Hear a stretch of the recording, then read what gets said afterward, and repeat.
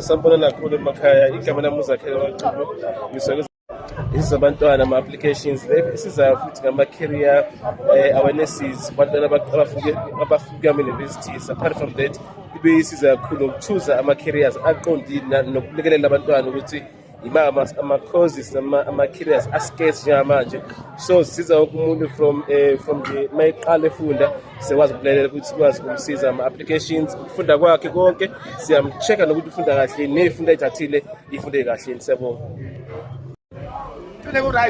So namhlanje lomhla 17 June 2024 sila Silemet sibizwe abaqulusi municipality kuzosiza abantu abasha.